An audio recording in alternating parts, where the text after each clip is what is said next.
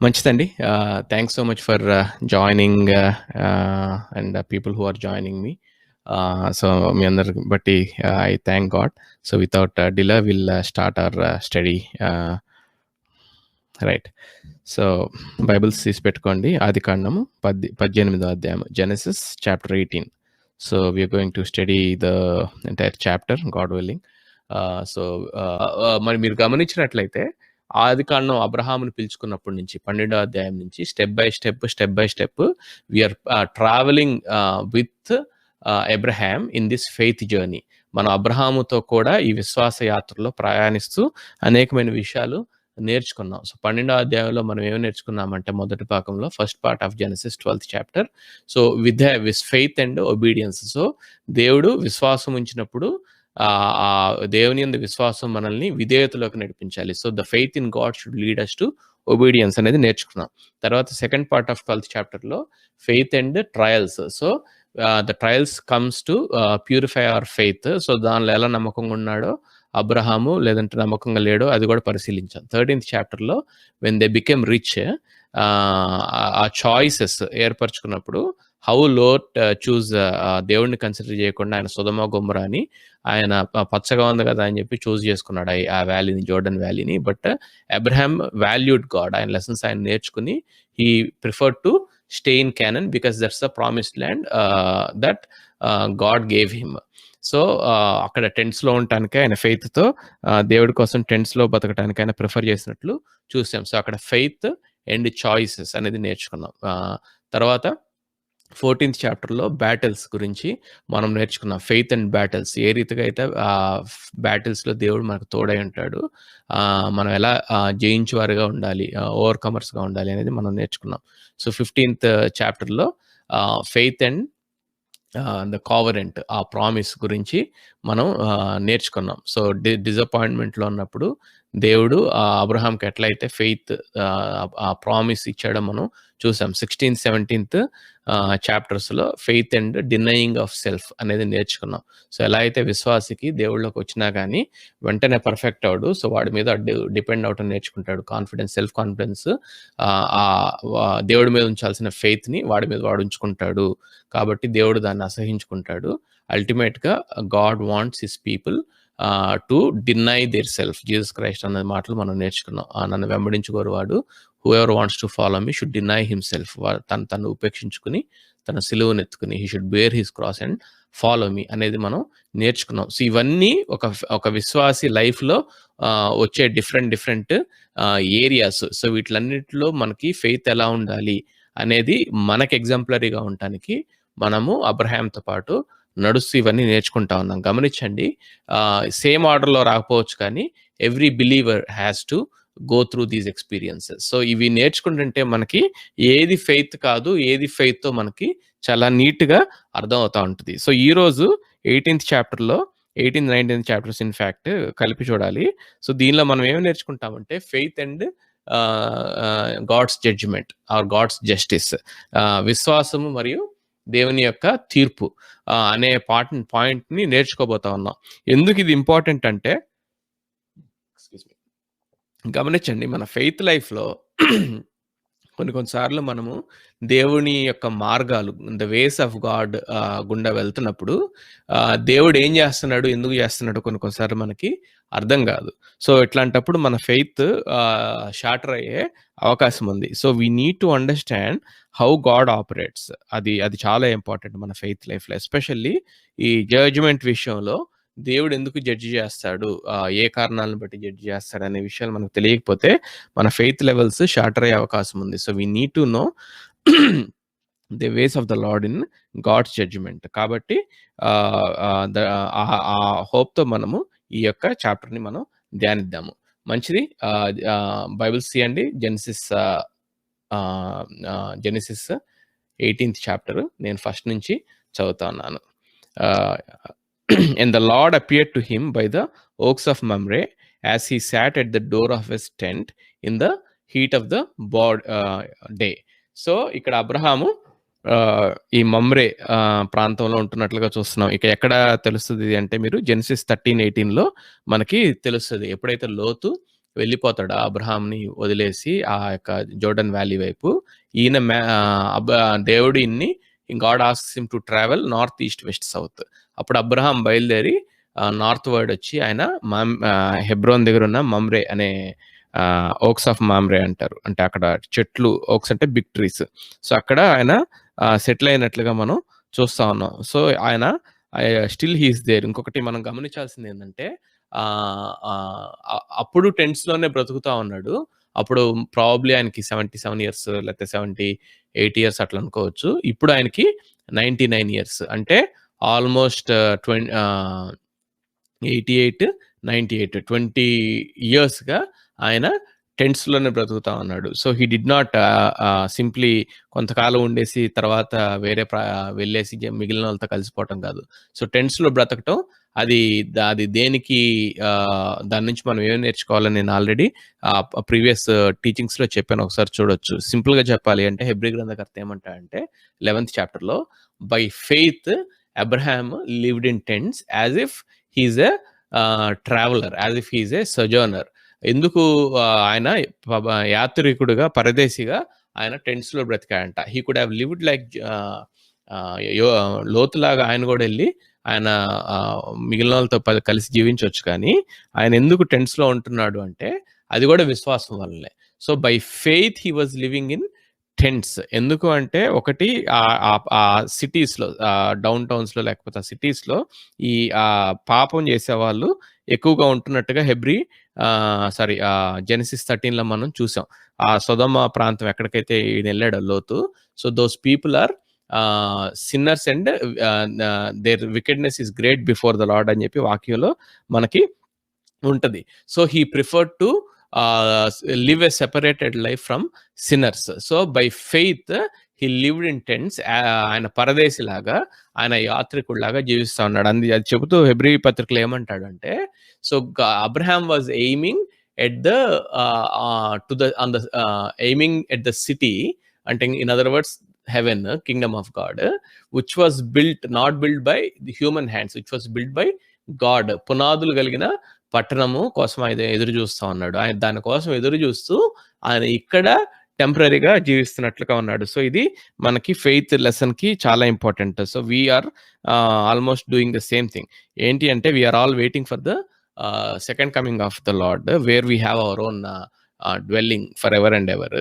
So అక్కడ అలా ఉంటూ ఈ లోకంలో బ్రతుకుతూ అలా అని కంప్లీట్గా మనము సన్యాసం తీసుకోలేదు, కానీ so we're living a separated life from the worldly people. So that's what signifies this living in tents. So he's still living in tents even in his 99 years. So that is very, very important. Not just starting your faith life. So continuation of faith life and finishing the race is very, very important. So రెండో వచనం నుంచి నేను చదువుతా ఉన్నాను. He lifted up his eyes and looked, and behold, 3 men were standing in front of him. When he saw them, he ran from the tent door to meet them and bowed himself to the earth and said, O Lord, if you have found favor in your sight, do not pass by your servant. Let a little water be brought and wash your feet and rest yourselves under the tree while I bring a morsel of bread, that you may refresh yourselves, and after that you may pass on, since you have come to your servant. So ఇక్కడ ఒక ఆశ్చర్యమైన సంగతి చూస్తా ఉంది. So first verse లో lord appeared to him in by the works of Mamre ఉంది. కింద దాని డిస్క్రిప్షన్ అనమాట. ఎట్లా కనబడ్డారు అంటే, ఆయన టెంట్ యొక్క డోర్ దగ్గర కూర్చుని ఉన్నా అంట ఎండ రోజున. So the heat of the day, probably ఆ లంచ్ టైం అనుకోవచ్చు. సో అక్కడ కూర్చుని ఉన్నప్పుడు 3 వ్యక్తులను ఆయన చూసినట్లుగా ఇక్కడ రాయబడి ఉంది. సో ఈ 3 వ్యక్తులు చూసినప్పుడు అబ్రహాము పరిగెత్తుకుంటూ వెళ్ళి వాళ్ళకి he bowed himself to the earth and said, if you, O Lord, if you have found favor in your if I have found favor in your sight, do not pass by your servant. So తర్వాత ఇవన్నీ చెప్తా ఉన్నాడు. నీకు నీళ్లు తీసుకొస్తాను, కాళ్ళు కడుక్కుని కొంచెం ఈ చెట్టు కింద సేద తీర్చుకోండి, తర్వాత బ్రెడ్ తీసుకొస్తాను, తినేసి వెళ్ళిపోవచ్చు, because you have servant, since you have come to your servant అని చెప్పి చెప్తా అన్నాడు. కొన్ని పాయింట్స్ ఇక్కడ నేను మీకు చెప్పడానికి ఇష్టపడతా ఉన్నాను. బేసిక్గా ఏన్షియంట్ నియర్ ఈస్ట్ ఆ కల్చర్లో ఈ హాస్పిటాలిటీ ఆఫ్ పీపుల్ అనేది చాలా చాలా ఇంపార్టెంట్. ఎందుకు అంటే ఆ రోజుల్లో సో, మనకి ఈ రోజుల్లో ఉన్నట్టు ఆహ్, అది కొంచెం డ్రై ల్యాండ్ కాబట్టి సో, అక్కడ స్ట్రేంజర్స్‌ని వచ్చినప్పుడు మనకు ఇప్పుడున్నట్లుగా ఈ హోటల్స్ కానీ ఇట్లాంటియి ఉండవు. సో, స్ట్రేంజర్స్ ఎవరన్నా ఇంటికి ఏదన్నా డ్వెల్లింగ్ దగ్గరికొచ్చినప్పుడు so, that's the custom there. అదొక ఆ ఏరియాలో ఉన్న కస్టమ్ అనమాట. సో, వాళ్ళకి యూజువల్‌గా ఏం చేస్తారంటే so, the the the people the travellers will be offered the opportunity to rest, refresh and eat a meal. So, వాళ్ళు కాస్త రిఫ్రెష్ అయ్యి, వాళ్ళు కాస్త రెస్ట్ తీసుకొని, వాళ్ళు ఫుడ్ తీసుకొని బలపడి మళ్ళీ నెక్స్ట్ ప్రాంతంలోకి వెళ్ళటానికి వాళ్ళు అక్కడ that's what they do. So, that's the custom there అనమాట. ద హాస్పిటాలిటీ కస్టమ్ అనుకోవచ్చు. సో, ఇక్కడ అదే జరుగుతా ఉంది. కానీ ఇక్కడ ఇంకొక స్టెప్ ముందుకెళ్ళి ఆలోచిస్తే సో, ఇక్కడ అబ్రహాము సో, స్ట్రేంజర్స్ అన్నట్లు కాకుండా he basically identified who they are. So, అందుకని ఆయన ఏమంటా ఉన్నాడంటే, ఓ లార్డ్ అంటా ఉన్నాడు. సో, అక్కడికొస్తాను. సో, ఎవరు ఈ ఈ ముగ్గురు వ్యక్తులు అంటే, కొంతమంది ఏమంటుంటారంటే ట్రినిటీ ఏమో అన్నట్లుగా అంటా ఉంటారు. కానీ ఇక్కడ వాక్యం మనం క్లియర్‌గా చూస్తే సో, అది it's not Father, Son and the Holy Spirit. So, Bible scholars జనరల్‌గా ఏమంటారంటే థియోఫనీ అంటారనమాట. అంటే ఏంటంటే Jesus appears in the pre incarnated body. So, ఆయన కుమారుడు యేసుక్రీస్తులాగా వచ్చినప్పుడేమో ఆయన కంప్లీట్ ఇన్కార్నేషన్ తీసుకున్నాడు. మనలాగా రక్త మాంసాలు కలిగి ఫ్లెష్ అండ్ బ్లడ్ కలిగి ఆయన బ్రతికాడు. సో, ఇది అవ్వకముందు ప్రీ ఇన్కార్నేషన్ బాడీ అంటారు. సో, ఇంకో రకంగా మాట్లాడాలంటే క్రైస్టోఫనీ అంటారనమాట. Theophany or క్రైస్టోఫనీ.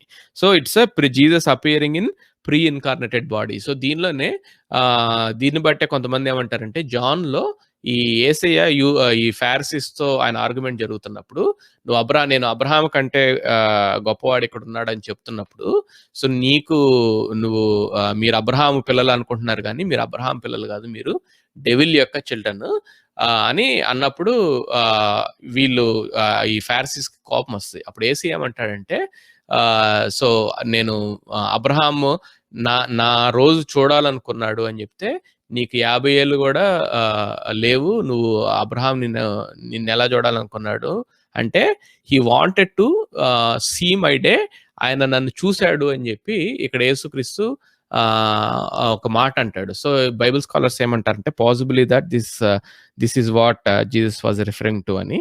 But anyway so, ఇక్కడ క్లియర్‌గా మనకు అర్థమయ్యేది ఏందంటే it's not Trinity but it's definitely one person is the lord. ఎందుకంటే అబ్రహాం క్లియర్‌గా మై లార్డ్ అని సంబోధించాడు. అక్కడ హీబ్రూలో ఏమని ఉంటదంటే అదోనాయ్ అని ఉంటదన్నమాట.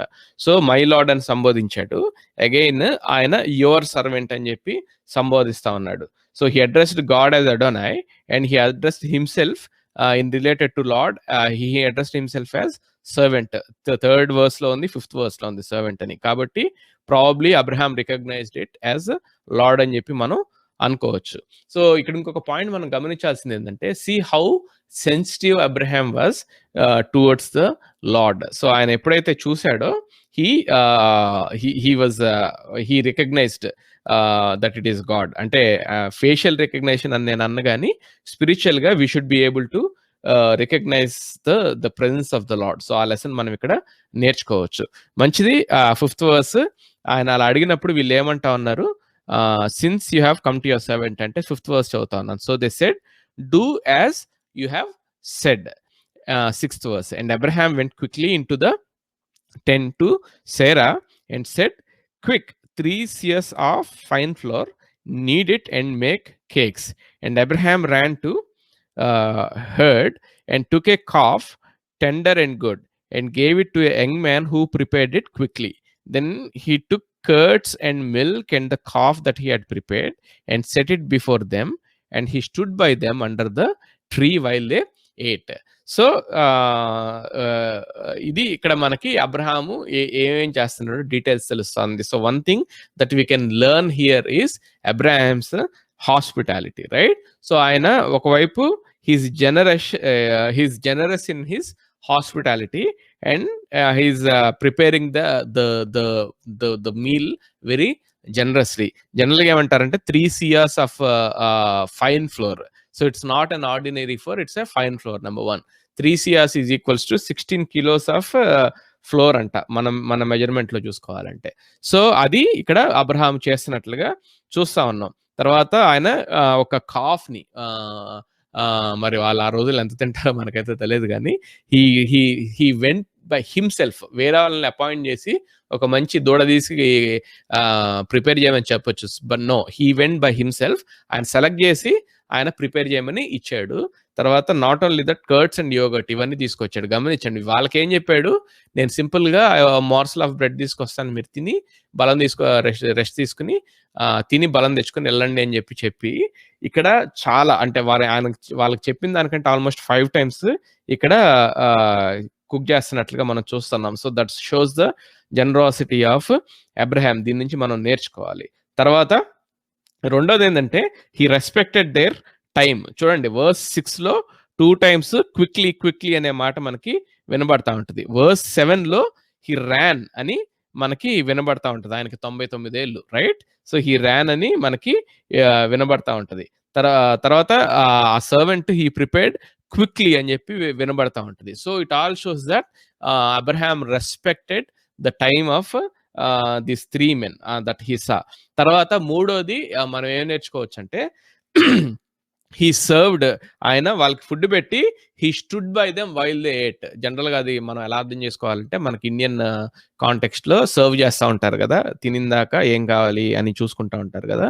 సో, అది ఆళ్ళతో పాటు కూర్చునిన తినలేదు. He served at the table. He served at his masters table. ఇదే మనకి సువార్తల్లో ఉంటది. సో, వెన్ జీసస్ సేస్ మీరు సేవకులని చెప్పి గర్వించొద్దు. మీరు you are like a bond servants. ఏ యజమాని అయినా సరే వాడి బాండ్ సర్వెంట్ పొలంలోకి నుంచి వస్తే అబ్బా నువ్వు కష్టపడి వచ్చావని చెప్పి కూర్చుని తినమని చెప్పడు. Go prepare your self and cook a meal for me and bring it to me and let me eat first, then తర్వాత నువ్వు తినొచ్చు అని చెప్తాడు. కాబట్టి మీరు అలా ఉన్నారు నా దగ్గర. So, I am your master. కాబట్టి మీరు గర్వించాల్సింది ఏమీ లేదు. సో, మీరు గురించి మీరేం చెప్పుకుంటారంటే మేము నిష్ప్రయోజకులమైన దాసులు. మేము చేయవలసిందే చేస్తున్నామని చెప్పుకోండి గానీ, మీ మినిస్ట్రీ గురించి మీరు బడాయి కొట్టొద్దు అని చెప్పి అక్కడ యేసు చెప్పినట్లుగా చూస్తా ఉన్నాం. సో, అట్లాంటి ఎగ్జాంపుల్ ఇక్కడ అబ్రహాం చేస్తున్నాడు. He stood by them while they ate. So, అది మనం ఇక్కడ నేర్చుకోవచ్చు. మంచిది. అబ్రహాం ఆయన చేసిన గమనిస్తే కూడా మనకు అర్థమయ్యేది ఏంటంటే Abraham recognise that it is God, Jehovah అని చెప్పి ఆయన ఆయనకు అర్థమయ్యే ఇంత హడావుడి చేశాడన్న విషయం కూడా మనం నేర్చుకోవచ్చు. సో, 9th వర్స్ చదువుతా ఉన్నాను. దే సెడ్ టు హిమ్, తినేసిన తర్వాత వాళ్ళు ఏమంటా ఉన్నారంటే they said to him, where is Sarah your wife? And he said she's in the tent. So, ఇక్కడ దేవుడు అడుగుతా ఉన్నాడు. లేకపోతే వాళ్ళు అడుగుతా ఉన్నారు సారా ఎక్కడుంది అని చెప్పి. అదిగో ఆ టెంట్ ఉంది కదా, టెంట్‌లో ఉందని చెప్తున్నాడు. గమనించండి, దేవుడికి తెలీదా ఆమె టెంట్‌లో ఉందని? God knows it. మరి ఎందుకు అడిగారంటే it's kind of a rhetorical question. ఎందుకు అంటే సారాస్ అటెన్షన్ గెయిన్ చేయటానికి. ఎందుకు సారాస్ అటెన్షన్ గెయిన్ చేయాలి అంటే సారాకి ఇక్కడ దేవుడు ఒక వాగ్దానం చేయబోతా ఉన్నాడు. ఆల్రెడీ ఇదే వాగ్దానం 17వ అధ్యాయంలో అబ్రహాంతో చేశాడు కానీ, so Sarah needed to hear what God was going to say. ఆమె అటెన్షన్ పే చేయాలి కాబట్టి ఇక్కడ సారా ఎక్కడుంది అనగానే లోపల ఆమె మేడం గారు అలర్ట్ అయిపోయారనమాట. సో, చూడండి 10th వర్స్ చదువుతా ఉన్నాను. The Lord said I will surely return to you about this time next year and Sarah your wife shall have a son. And Sarah was listening at the tent door behind him. So, గమనించండి, ఇదే మాట మనకి 17వ అధ్యాయము ఒకసారి చూద్దాము. 17th chapter 21st వర్స్‌లో 17th chapter 21st వర్స్‌లో దేవుడు చెప్తా ఉన్నాడు అబ్రహాంతో, but I will establish my covenant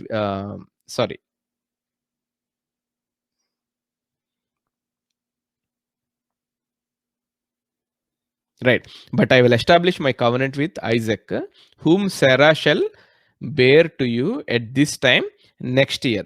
so, వచ్చే సంవత్సరం ఈ టైంకి నీకు సారా ఒక కొడుకుని కంటది.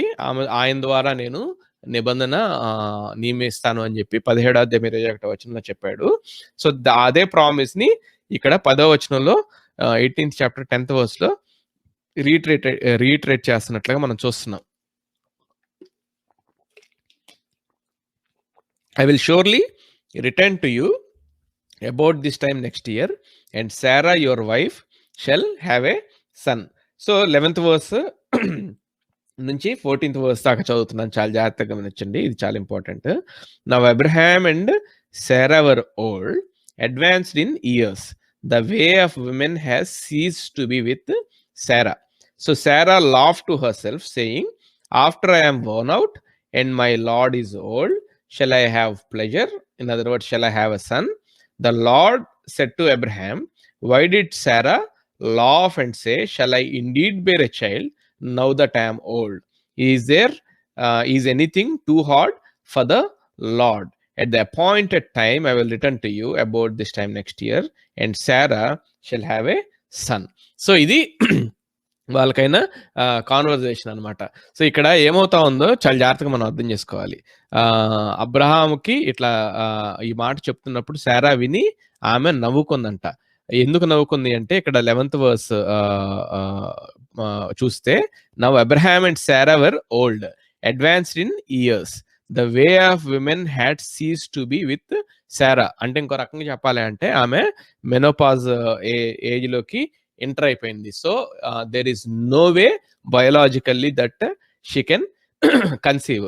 సో ఎలా అయితే వర్జిన్ మేరీకి జీసస్ క్రైస్ట్ పుడతాం ఎంత ఇంపాసిబుల్లో, ఇక్కడ కైండ్ ఆఫ్ అట్లాంటి impossibility. Of course Jesus case కొంచెం డిఫరెంట్, బట్ ఇక్కడ ఈమె బయోలాజికల్ గా పుడతానికి అసాధ్యం. సో అందుకని ఆమె ఏమనుకుంటా ఉంది, so Sarah laugh to herself saying, after I am worn out and my lord is old, shall I have a son. So నాకు బయోలాజికల్ గా కనే ఛాన్స్ లేదు, ఆ స్టేజ్ ఆ ఏజ్ దాటేశాను. My master is also old. So ఈ టైంలో నాకు పిల్లలు పుడతారు అని చెప్పి ఆమె నవ్వుకుంది. సో దీని నుంచి మనం ఏం అర్థం చేసుకోవాలి అంటే, on the face of it ఈ కాన్వర్జేషన్ అంతా చూస్తే ఈ ఫెయిత్ ప్రీచర్స్ వాళ్ళు జనరల్గా ఇది బాగా ఉపయోగించుకుంటా ఉంటారు అనమాట. మనకు కూడా on the face of it text ని అవుట్ ఆఫ్ కాంటెక్స్ట్ చదివితే మనకి ఏమనిపిస్తుంది అంటే, దేవుడు ఒక వాగ్దానం చేస్తున్నాడు వాళ్ళకి, వాళ్ళ నీడ్ కొడుకులు లేరు కాబట్టి వాళ్ళ నీడ్ తీర్చడానికి దేవుడు వాగ్దానం చేస్తున్నాడు. ఇక్కడ శారా అవిశ్వాసం చూపించింది కాబట్టి దేవుడు ఇది మనుషులకు అసాధ్యమే కానీ దేవుడికి అసాధ్యం కాదు, దేవుడికి అసాధ్యమైంది ఏదన్నా ఉందా అని చెప్పి ఆమెని సరిచేసి వాగ్దానం ఇస్తున్నట్లు చూసి, దీన్ని బట్టి మనం కూడా మన ప్రార్థనలో దేవుడి యందు విశ్వాసం ఉంచాలి మన అవసరతల కోసం. సో దేవుడు అసాధ్యాలని సుసాధ్యాలు చేసే దేవుడు.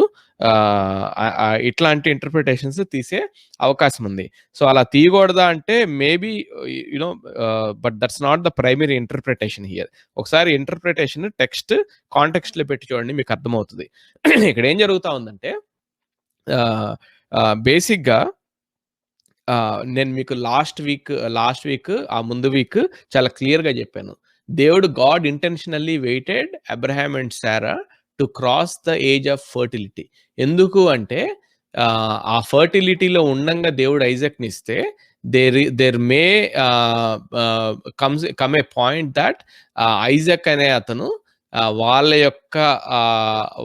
వాళ్ళు మేటింగ్ చేయటం వల్ల వాళ్ళ యొక్క ఓన్ స్ట్రెంగ్త్ తో వాళ్ళు పుట్టించారు అని చెప్పి అనుకునే అవకాశం ఉంది. సో దేవుడు ఆ ఛాన్స్ మనిషికి ఇవ్వదలుచుకోలేదు. సో దేవుడు ఇస్సాకు ద్వారా వచ్చే అల్టిమేట్ గా వచ్చే మెస్సయ్య, రైట్? సో ఈ రిడెంప్షన్ ప్లాన్ ని God wants to bring it out of man's capability, అంటే అవే ఫ్రమ్ మ్యాన్స్ క్యాపబిలిటీ, అంటే మనుషుల క్యాపబిలిటీకి బియాండ్ గా తన యొక్క వాగ్దానం ద్వారా దేవుడు ఇవ్వాలనుకుంటున్నాడు. God wants to bring the Messiah, the entire redemption plan అది ఇస్సాకు నుంచి వస్తుంది కాబట్టి ఐజాక్ దగ్గర నుంచి దేవుడిచ్చే redemption plan, the blessing that has to come through the promise of God and not by the effort of Abraham and Sarah. ఈ విషయం మనకి అర్థం కావాలి, ఈ విషయం అబ్రహాం సారాకి అర్థం కావాలి. అందుకనే దేవుడు ఇంటెన్షనల్ గా వెయిట్ చేశాడని చెప్పి మనం లాస్ట్ 2 weeks చూసాం.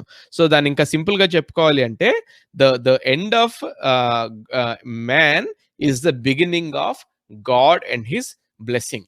ఈ లెసన్ మనకి ఎక్కాలి. The end of man's effort is the beginning of God and his blessing. ఎందుకు అంటే నేను మీకు ఆల్రెడీ చెప్పాను. ఏదైనా వనంలో ఏమైందంటే మ్యాన్ దానికి ఆపోజిట్ ఆలోచించాడు. ఏమని ఆలోచించాడంటే the beginning of man is the end of God's governance అని అనుకున్నాడు. సో దేవుడు ఆదాము అవ్వని ఆయన కింద లోబడి ఉండమని చెప్తే ఈడ ఆదాము అవ్వ పండు తిని they wanted to get into their own self governance autonomous లోకి వెళ్ళబోయారు. కాబట్టి ఆదాము అవ్వ అనుకుంది ఏంటంటే the beginning of man is the end of God's governance అని అనుకున్నాడు. సో అది దేవుడికి హేయమైన పని. అందుకనే దేవుడు ఏం చేశాడంటే ఆయన బ్లెస్సింగ్ ని he kept it beyond man. So God has kept his blessing beyond man's capability. So అందుకనే దేవుడు పెట్టిన కండిషన్ ఏంది అంటే the end of man is the beginning of God. So ఆదాము అవ్వ నుంచి వీళ్ళందరూ మనమందరం కూడా ఏంటంటే so we wanted to have our own way.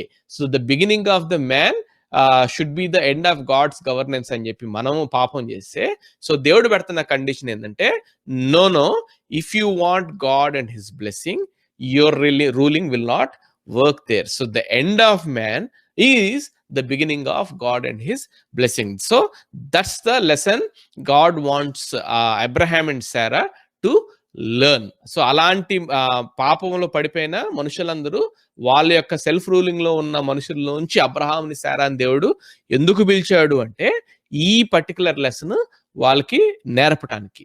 So అందుకనే వాళ్ళకి క్యాపబిలిటీ అంత అయిపోయిందాక ఆ ఇస్సాకుని ఇవ్వకుండా ఇప్పుడు వాగ్దానం చేస్తా ఉన్నాడు. సో ఈ లెసన్ నేర్చుకోవాలి శారా అని చెప్పి దేవుడు వెయిట్ చేశాడు. అయితే శారా ఏమని కంక్లూడ్ చేసుకుందంటే ఇక్కడ మనం చదివిన వచనాల్లో the end of man is the end of everything అని చెప్పి ఆమె అర్థం చేసుకుంది. అర్థమవుతుంది కదా? నా మాటలు చాలా జాగ్రత్తగా గమనించాలి. దేవుడు ఏమో నేర్పించాలనుకున్నాడంటే the end of man is the beginning of God and his blessing అని చెప్పి దేవుడు మనిషికి నేర్పించాలి, ఎస్పెషల్లీ శారాకి అబ్రహాంకి నేర్పించాలి అనుకుంటే ఈమె ఏమనుకుందంటే ద ఎండ్ ఆఫ్ మ్యాన్ ని ఆమె ఐడెంటిఫై చేసింది. నేను ఐఎమ్ బికమ్ ఓల్డ్, నాకు మెనోపాజ్ కూడా వచ్చేసింది, నేను కన్సీవ్ అయ్యే క్యాపబిలిటీని కోల్పోయాను, నా యజమానుడు కూడా ముసలోడు నాకంటే 9 years.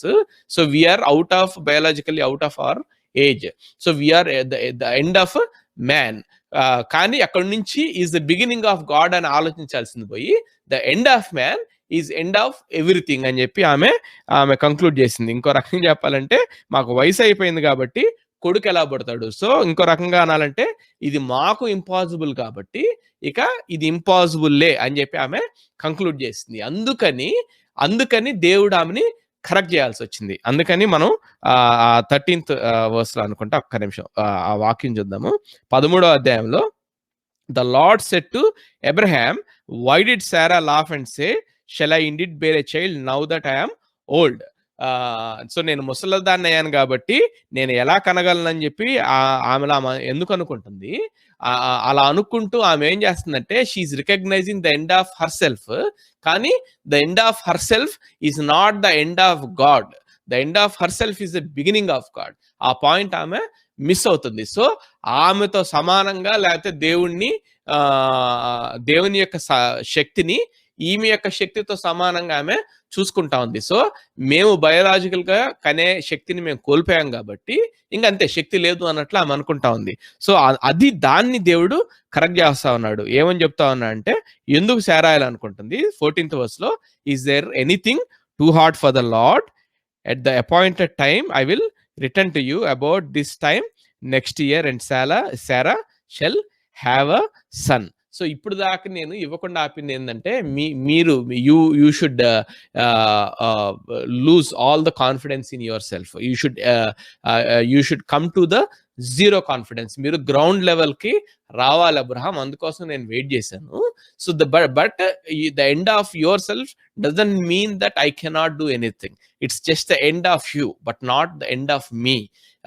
Is there anything too hard for మీ?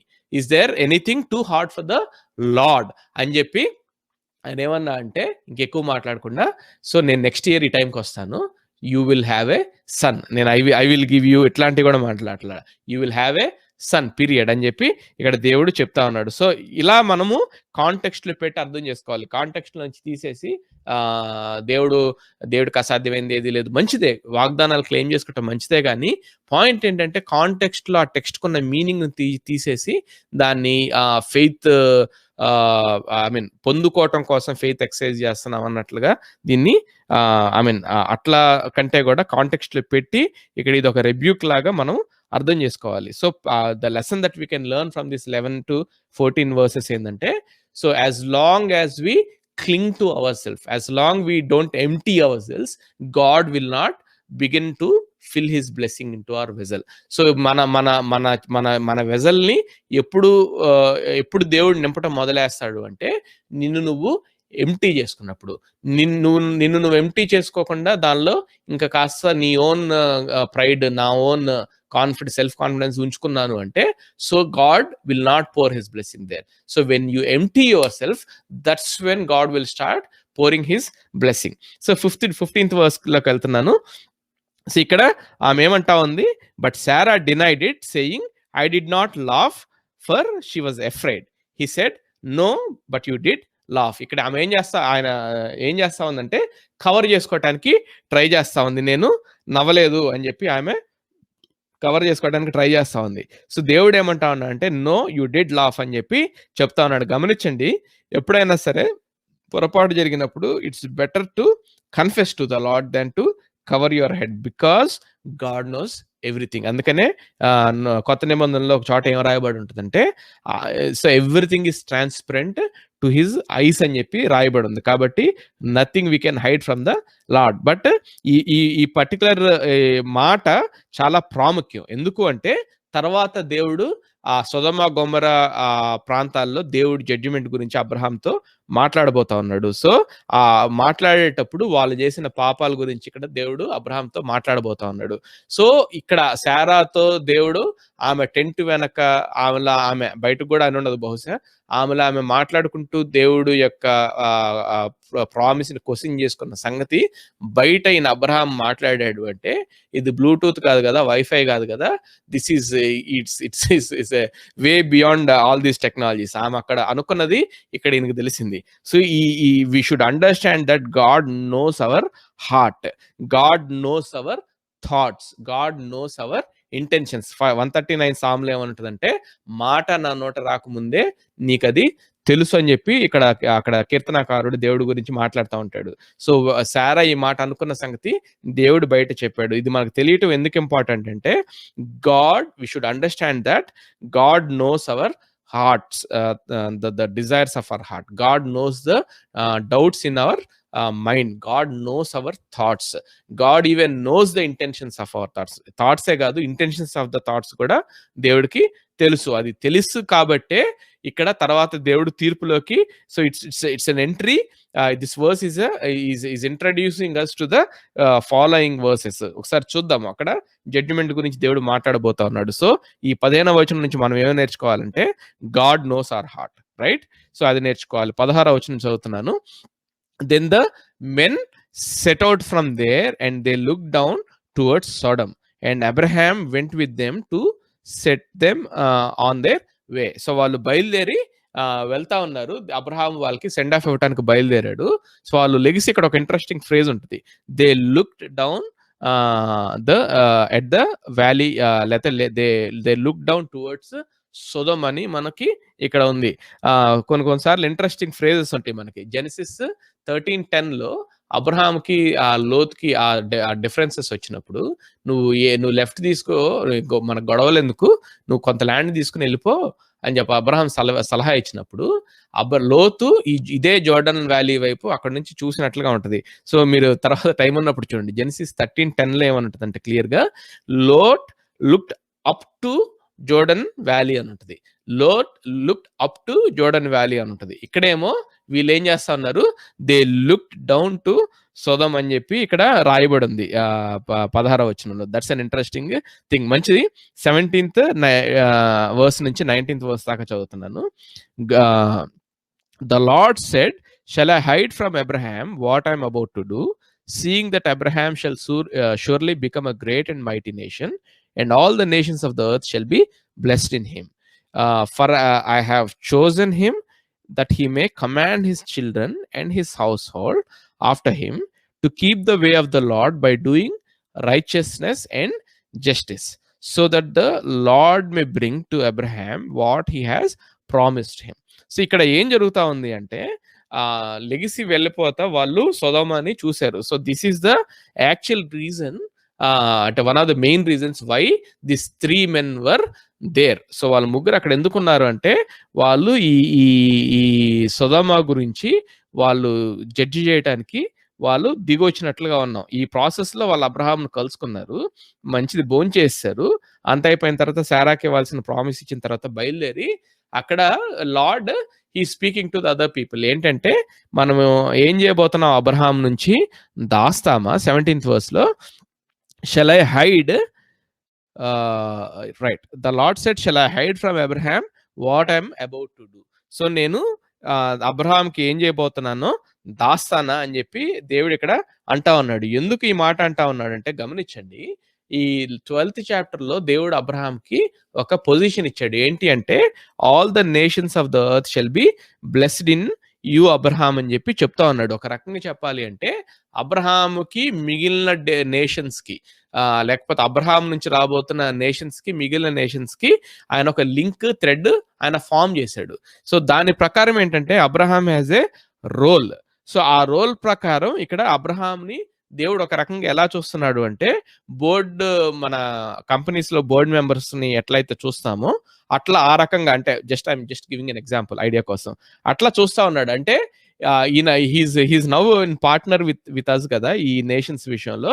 ఈయనకి చెప్పకుండా ఎలా ఉండేది అని చెప్పి ఇక్కడ దేవుడు ఆ మిగిలిన వాళ్ళతో ప్రశ్నిస్తున్నట్లుగా లేకపోతే డిస్కస్ చేస్తున్నట్లుగా మనం చూస్తున్నాం. సో దీని నుంచి మనం నేర్చుకోవాల్సిన లెసన్ ఏంటంటే గాడ్ రెస్పెక్టెడ్ అబ్రహామ్స్ కాల్. అర్థమవుతోంది కదా, ఇది దేవుడిచ్చిన పిలిపే. ఇది అబ్రహాం అంతటా అబ్రహాం ఎర్న్ చేసుకున్న పొజిషన్ కాదు, దేవుడిచ్చిన కాలింగే, దేవుడిచ్చిన పొజిషనే. But still God is respecting the call that he gave to Abraham. God is respecting the position he gave to Abraham. So దీని నుంచి మనం నేర్చుకోవాలి. So God even respects the call he has given us. అందుకనే పౌలు ఏమంటా అంటే walk worthy of your calling అని చెప్పి ఆయన అంటా ఉన్నాడు. సో మనం కాంప్రమైజ్ అవటానికి వీల్లేదు. See how much God is respecting Abraham's position here. ఆయన సొదొమని నాశనం చేస్తా, ఆయన లెక్క ప్రకారం స్ట్రిక్ట్లీ స్పీకింగ్ అబ్రహాంకి చెప్పాల్సిన అవసరం లేదు.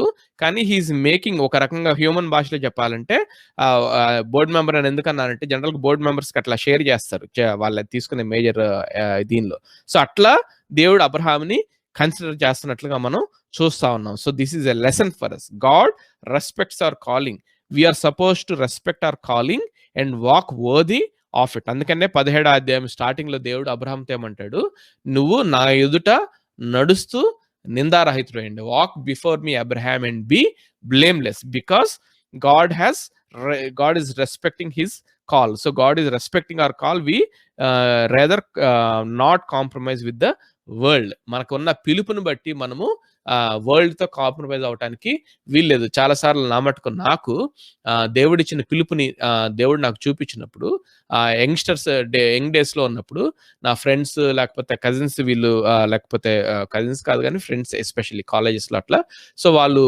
వరల్డ్లో కాంప్రమైజ్ అవుతా ఉన్నప్పుడు మనం కూడా ఆ టెంప్టేషన్ వస్తూ ఉంటుంది. సో దేవుడు నాకు ఎప్పుడు ఇదే చూపిస్తూ ఉండేవాడు, you walk worthy of your calling. So I have a high plans for you. So don't get cheaply compromised with this world అని చెప్పి దేవుడు నన్ను సరి చేస్తా ఉండేవాడు. So this is what we need to understand here. So మంచిది, ఒక మాట నేను ఇక్కడ చదవటానికి ఎంఫసైజ్ చేయడానికి ఇష్టపడతా ఉన్నాను. Shall I hide my plans from Abraham అని చెప్పి ఇక్కడ దేవుడు అంటా ఉన్నాడు. మళ్ళీ మన వాళ్ళు టెక్స్ట్ని అవుట్ ఆఫ్ కాంటెక్స్ట్ చదివే వాళ్ళు దీన్ని ఎలా అర్థం చేసుకుంటారంటే దేవుడు తన ప్లాన్స్ని అన్నిటిని కూడా ఆయన ప్రజలకి రివీల్ చేస్తాడు అని చెప్పి అర్థం చేసుకుంటా ఉంటారు. So that's not what the context say here. అర్థమవుతా ఉంది కదా. సో దేవుడు చేసే ప్రతిదీ నీకు నాకు బయలుపరచాల్సిన అవసరం లేదు. సో ఇది ఆ టెక్స్ట్ నుంచి బయటకు తీసుకెళ్ళి మనం చదివితే ఎలా ఉంటుందంటే shall I hide from Abraham what I'm about to do అని చదివి C God is not hiding anything from Abraham. So if you walk with the Lord, God will not hide anything from you. ఇట్లా interpretations ఇస్తాం. That's a wrong way of interpreting it. ఎందుకు wrong way అని అంటున్నానంటే ఇక్కడ అబ్రహాంకి ఇచ్చిన position ఏంటో కింద చెప్తా ఉన్నాడు. ఎందుకు హైడ్ చేయకూడదు అంటున్నాడంటే 18th verse లో, seeing that Abraham shall surely become a great and mighty nation and all the nations of the earth shall be blessed in him. So ఆయనలో అది ఆశీర్వదింపబడుతున్నాయి కాబట్టి మనము దాన్ని హైడ్ చేసి ఉంచకూడదు. So he has a position, he has a role there, right? So దాన్ని బట్టుకుని దేవుడితో మనం నడిస్తే దేవుడు అన్ని బయలుపరుస్తాడని చెప్పి దాని అవుట్ ఆఫ్ కాంటెక్స్ట్ లో మనం చదవకూడదు. There is an agreement between there is a respect that God is showing to Abraham and to his calling and to his role. That's why God is willing to reveal that to Abraham. Manchidi 20-21 verses చదువుతా ఉన్నాను. Then the Lord said, because the outcry against Sodom and Gomorrah is great and their sin is very grave, I will go down to see whether they have done altogether according to the outcry that has come to me, and if not, I will know. So ఇక్కడ దేవుడు అసలు విషయం చెప్తా ఉన్నాడు అబ్రహాంకి 20-20 verses లో. ఏమని చెప్తా ఉన్నాడు ఇక్కడ? సొదొమ ప్రజల యొక్క పాపము అది చాలా భయంకరంగా ఉంది. So I have got an out cry. So దానికోసం నేను వెళ్ళి ఎగ్జామిన్ చేయడానికి వెళ్తున్నాను అని చెప్పి అబ్రహాంకి చెప్తున్నట్లుగా చూస్తున్నాం. గమనించండి, ఇక్కడ ఇంటర్ప్రిటేషన్ పరంగా కొన్ని 2 పాయింట్స్ చెప్తా ఉన్నాను. సో డోంట్ గెట్, నేను ముగిస్తాను కానీ మీరు నీరసపడొద్దు, ఇది చాలా చాలా ఇంపార్టెంట్. ఇక్కడ ఏ లాంగ్వేజ్ మాట్లాడుతా ఉన్నాడు దేవుడు అంటే, he speaks of A judicial language. ఆయన న్యాయపరమైన భాషను ఇక్కడ మాట్లాడుతున్నాడు. బైబిల్ మనం అర్థం చేసుకునేటప్పుడు డిఫరెంట్ లాంగ్వేజెస్ ఉంటాయి. అగ్రికల్చరల్ లాంగ్వేజ్ అని, లేకపోతే తర్వాత స్పోర్ట్స్ మెన్ లాంగ్వేజ్ అని, లేకపోతే ఇక్కడ జుడిషియరీ లాంగ్వేజ్ అని. ఇక్కడ ఆ లాంగ్వేజ్ మనకు అర్థం కాకపోతే దేవుడు ఏం మాట్లాడుతున్నాడో లేదంటే టెక్స్ట్ ఏం మాట్లాడుతుందో మనకి అర్థం కాదు. సో ఇక్కడ గాడ్ జుడిషియల్ లాంగ్వేజ్ మాట్లాడుతూ ఉన్నాడు. సో కోర్టులో ఏం జరుగుద్ది అంటే, సో జడ్జి దగ్గరికి ఈ విక్టిమ్స్ ఎవరైతే ఉన్నారో వాళ్ళు దిల్ రైజ్ దేర్ వాయిస్. అక్కడ వాళ్ళ ఒక కేసు కోర్టులోకి వస్తుంది. జడ్జి ఏం చేస్తా అంటే first he hears the case. So victim యొక్క కంప్లైంట్ ఏంటో ఆయన చూస్తాడు. తర్వాత ఏం చేస్తా అంటే he will examine the case. First he will hear the case, judge, then he will examine the case. Examine the case step lo em chestarante, they will carefully scrutinize the evidences. వాళ్ళకి వచ్చిన ఏవైతే ఉన్నాయో complaints ఏవైతే ఉన్నాయో అవి నిజమా లేకపోతే నిజం కాదా వాళ్ళు కేర్ఫుల్ గా స్క్రూటినైజ్ చేస్తారు. ఇక్కడ దేవుడు అలాంటి భాష ఇక్కడ అబ్రహాంతో మాట్లాడుతా ఉన్నాడు. రెండోది ఇక్కడ మనం అర్థం చేసుకోవాల్సిన ఇంకొక పాయింట్ ఏంటంటే, it's not just judicial language, it's a human language. ఇక్కడ దేవుడు అబ్రహాంతో మాట్లాడుతూ ఉన్నాడు. దీన్ని ఏమంటారంటే ఆంథ్రోపోమార్ఫిజం అంటారు, ఆంథ్రోపోమార్ఫిక్ లాంగ్వేజ్ అంటారు. అంటే ఏంటంటే attributing human traits and emotions to God to better understand God at human level. అంటే మనుషులకుండే ట్రైట్స్, మనుషులకుండే ఇమోషన్స్ దేవుడికి ఆపాదించి మాట్లాడటం జరుగుతుంది. ఎందుకు అంటే మనుషుల లెవెల్లోంచి దేవుడు ఏంటో ఆయన ఏం మాట్లాడుతున్నాడు అర్థం చేసుకోవటానికి మనిషి యొక్క ట్రైట్స్, మనిషి యొక్క ఇమోషన్స్ దేవుడికి ఆపాదించడం జరుగుతుంది. దాన్ని ఆంథ్రోపోమార్ఫిక్ లాంగ్వేజ్ అంటారు. సో ఇక్కడ ఆ భాష మాట్లాడుతున్నట్టుగా చూస్తా ఉన్నాం. I will go and see అని చెప్పి దేవుడు అంటున్నాడు అంటే అది ఆంథ్రోపోమార్ఫిక్ లాంగ్వేజ్ అనమాట.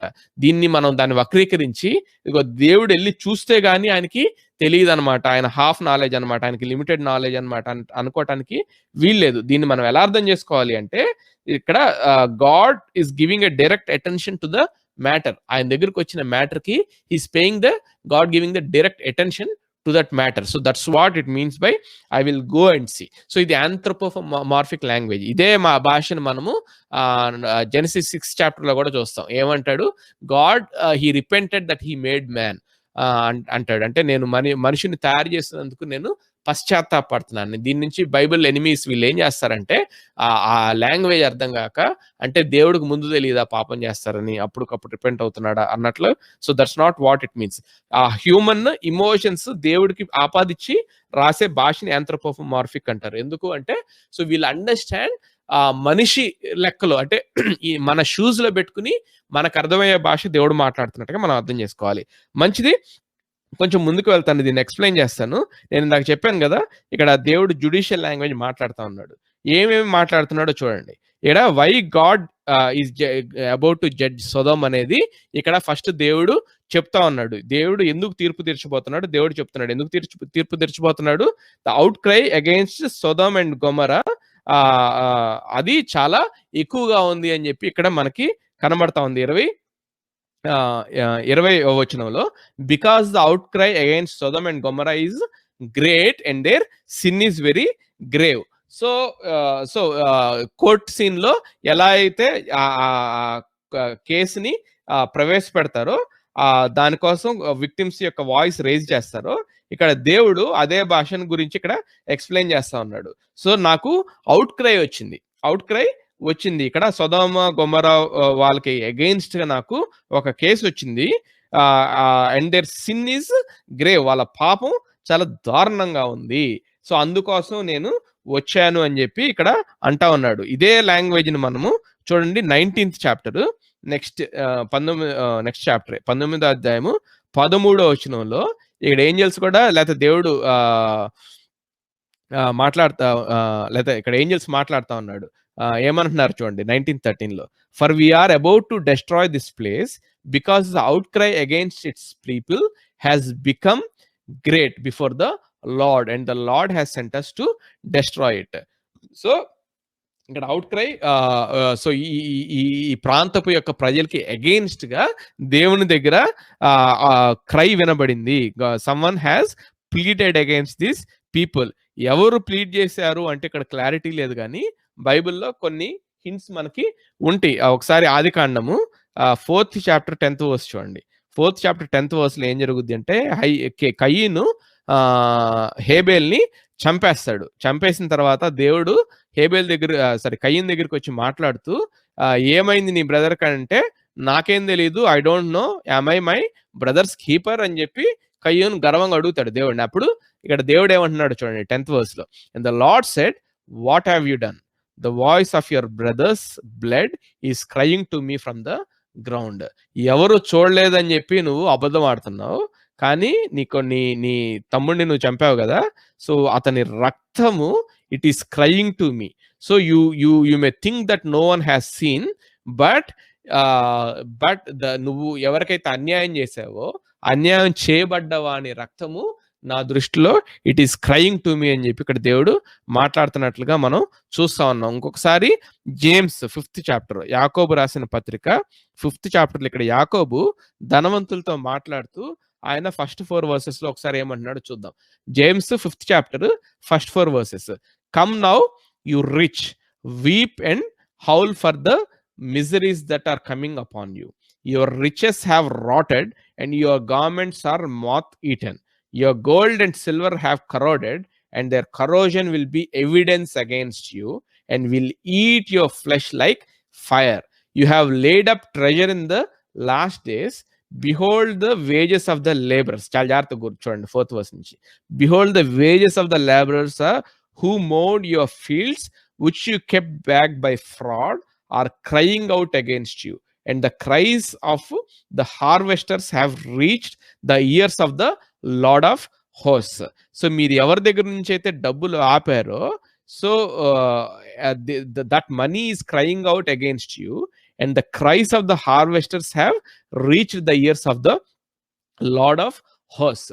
సో ఎవరు ఇక్కడ దేవుడికి మొరపెడుతున్నారు అంటే, ఎవరైతే అన్యాయం చేయబడ్డారో వాళ్ళు మొరపెడుతున్నట్లుగా మనం చూస్తా ఉన్నాం. గమనించండి, సొదొమ గొమొర్రాలో జరిగిన పాపాల వల్ల ఎవరికైతే అన్యాయం జరిగి వాళ్ళు మరణించారో, probably the cries of those people has come to the Lord. So ఇక్కడ దేవుడు కేసు చెప్తా ఉన్నాడు, the out crime against Sodom and Gomorrah is so చాలా ఎక్కువగా ఉంది, and then sin is grave. So number 1, why God judged Sodom అంటే he explain the reason. So what is the procedure of investigation? Next judge చేసేది ఏమన్నాను, case వచ్చిన తర్వాత he hears the case. Next ఏమంటాడు, ఆయన ఇన్వెస్టిగేషన్ చేస్తాడు. So ఇక్కడ దేవుడు ఎట్లా ఇన్వెస్టిగేషన్ చేస్తున్నాడో తర్వాత వర్సెస్ లో మనకి ఉంది. 21 verses 21st verse లో ఆయన ఏమంటా ఉన్నాడు, I will go down to see whether they have done altogether according to the outcry that has come to me, and if not, I will know. So ఇక్కడ దేవుడు విని judge చేయట్లేదు, గమనించండి. దేవుడు విని జడ్జి చేయట్లేదు, కానీ he's trying to carefully examine the outcry that has come to me. So ఇది మనకి అర్థం కావాలి. రెండోది, ఆయన ఏం చేస్తున్నాడంటే, ఆయన ఎవరినో పంపటం కాదు, కానీ I will go down and see, నేను వెళ్ళి ఎగ్జామిన్ చేస్తాను అని దేవుడు చెప్తా ఉన్నాడు. So he's examining personally, that we need to understand. So first నాకు కేసు వచ్చింది, ఆ కేసు కోసం నేను ఒకవేళ అది నిజమైతే కనుక తీర్పు తీర్చడానికి ఇక్కడికి వచ్చాను అబ్రహాం, నేను అది జస్ట్ వినేసి తీర్పు తీర్చట్లేదు, కానీ నేను దాన్ని ఎగ్జామిన్ చేస్తున్నాను. ఎట్లా ఎగ్జామిన్ చేస్తున్నాను? I my self is going personally to examine it అని చెప్పి ఇక్కడ అబ్రహాముతో దేవుడు అంటున్నట్లుగా చూస్తా ఉన్నాం. సో మనకి ఇక్కడ ఒక పాయింట్ అర్థం కావాలి, ఎందుకు దేవుడు ఇంత, why God is explaining his actions so much. మనం మనుషులంగా మనమే చాలా గర్వపడతా ఉంటాం, మనమే ఎక్స్ప్లెయిన్ చేసుకోవడానికి ఇష్టపడం. దేవుడు ఎందుకు ఇంత క్లియర్గా ఎక్స్ప్లెయిన్ చేయడానికి ఇష్టపడతా ఉన్నాడు అంటే, ఇక్కడ God is telling us that he won't. 2 points ఇక్కడ నేను మీకు చెప్తాను, దేవుడు ఎందుకు ఇంత ఎక్స్ప్లెయిన్ చేసుకుంటున్నాడో ఇక్కడ చెప్తాను. ఏంటంటే, ఇక్కడ దేవుడు వితౌట్ రీజన్ ఎవరిని దేన్ని జడ్జి చేయడు అన్న సంగతి అబ్రహాంకి అర్థం కావాలి, ఈ వాక్యం చదివే మనకి అర్థం కావాలి. God will not judge without a reason లేకుండా దేవుడు జడ్జి చేయడు అన్న సంగతి మనకి ఇక్కడ అర్థం కావాలి. రెండోది మనకి ఏం అర్థం కావాలి అంటే, God judges perfectly, he does his job perfectly, we don't need to doubt his judgments, we can believe in his judgments. ఇక్కడ క్లియర్ గా, ఎందుకు ఇంత క్లియర్ గా దేవుడు నేను ఏమైతే చేస్తున్నానని చెప్తున్నాడు అంటే, ఇక్కడ ఎందుకు ఆ రీజనింగ్ అంతా ఇస్తున్నాడు అంటే, because we should understand that God is perfect, his judgements are perfect, we don't need to doubt his judgements. ఆ పాయింట్ ఇక్కడ చెప్పడానికి ఇవన్నీ చెప్తా ఉన్నాడు. మంచిది. 22వ వచనము చూద్దాం. So the men turn from there and went toward Sodom, but Abraham still stood before the Lord. So వాళ్ళు వెళ్ళారంట, అబ్రహాంతో దేవుడితో 2 ఏంజల్స్ ఉన్నారు కదా, మెసెంజర్స్, వాళ్ళు వెళ్ళారు, కానీ ఈయన మాత్రం దేవుడి ముందు నిలబడినట్లుగా మనం చూస్తా ఉన్నాం. రైట్. సో ఇక్కడ మనకు అర్థం కావాల్సిన పాయింట్ ఏంటి అంటే, సో ఇన్ని దేవుడు ఎక్స్ప్లెయిన్ చేసినా కానీ అవసరం లేదు, కానీ ఇంత ఎక్స్ప్లెయిన్ చేసినా కానీ ఇక్కడ అబ్రహాము ఒక పాయింట్ ని దేవుడు కావాల్సుకున్న మరేమో టచ్ చేయలేదు.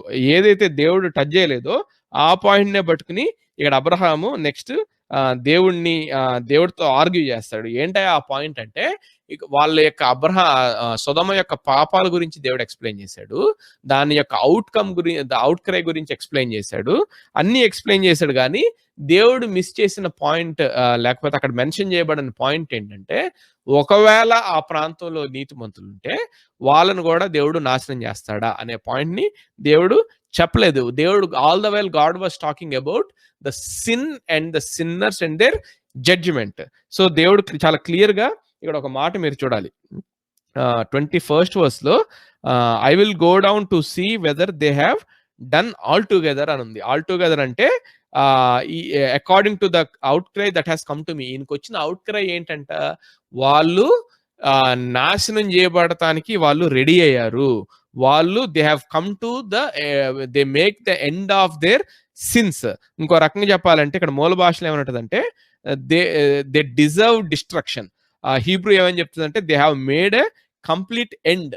సో దానికి వాళ్ళ దేవుడి దగ్గరకు వచ్చిన outcry said that they have made a complete end of themselves, they are ready to, they deserve to get the destruction or the wrath of God అని చెప్పి అవుట్ క్రై వచ్చింది.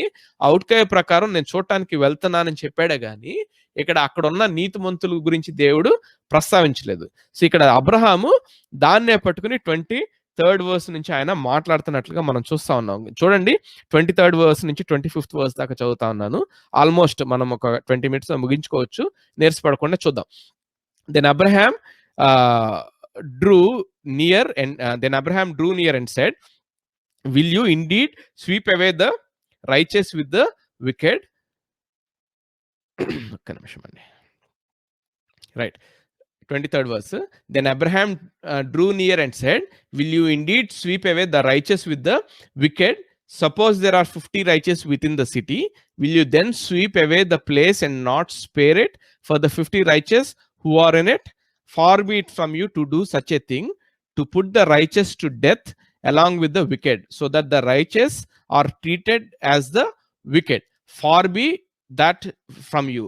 Shall not the judge of all the earth do what is just అని చెప్పి ఇక్కడ Abraham మాట్లాడుతున్నట్లుగా మనం చూస్తా ఉన్నాం. గమనించండి, చాలా సార్లు మనం ఏమనుకుంటామంటే ఇక్కడ లోతు కోసం ఇంటర్సీడ్ చేస్తున్నాడు అని చెప్పి మనం అనుకుంటాం. ఒక రకంగా అది అక్కడ అబ్రహాము స్పెషల్ ఇంట్రెస్ట్ ఏంటి, సొదొమ గొమొర్రా విషయంలో ఎస్పెషల్లీ ఆయన నీతిమంతుల గురించి మాట్లాడుతున్నాడు కాబట్టి అది లోతు గురించి అవ్వచ్చు.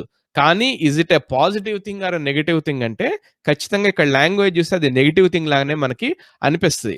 ఇక్కడ దేవుడు already he explained very reasonably enough to Abraham that he is not judging unfairly. చాలా ఫెయిర్ గా నేను జడ్జిమెంట్ చేస్తున్నాను, ఎందుకంటే నాకు అవుట్ క్రై వచ్చింది, వచ్చిన అవుట్ క్రై ప్రకారం నేను ఇమీడియట్ గా నేను జడ్జి చేయట్లేదు, కానీ వెళ్ళి పర్సనల్ గా ఎగ్జామిన్ చేసి 22nd verse లో చూసాం కదా, ఒకవేళ లేకపోతే లేదు జడ్జి చేయను, అది కూడా తెలుసుద్ది. ఒకవేళ వాళ్ళు దానికి డిజర్వ్ అయితే కనుక జడ్జి చేస్తాను, ఫెయిర్ ఎనఫ్. సో ఇక్కడ ఏ పాయింట్ అయితే దేవుడు మెన్షన్ చేయలేదో ఆ పాయింట్ గురించి ఇక్కడ అబ్రహాం పట్టుకుని దేవుడితో ఆర్గ్యూ చేస్తున్నాడు. ఇది మనకి ఇంటర్సీడింగ్ కంటే కూడా మనం అర్థం చేసుకోవాల్సింది ఏంటంటే this is very very important here. Then Abraham drew near and said, will you indeed sweep away the righteous with the wicked. So నువ్వు వికెట్ ని నాశనం చేస్తే పర్లేదు, కానీ అక్కడ ఉన్న రైచస్ ని కూడా వికెట్ తో పాటు నాశనం చేస్తావా? Suppose there are 50 righteous within the city, will you then sweep away the place and not spare it for the 50 righteous who are in it? Far be it from you to do such a thing, to put the righteous to death with the wicked, so that the righteous fare as the wicked. Far be that from you. Shall not the judge of all the earth do what is just? So ఇక్కడ దీన్ని బట్టి మనకు అర్థం చేసుకోవాల్సింది ఏంటంటే అబ్రహాము దేవుడికి చెప్పడానికి try చేస్తున్నాడు, as if God is not playing fair here.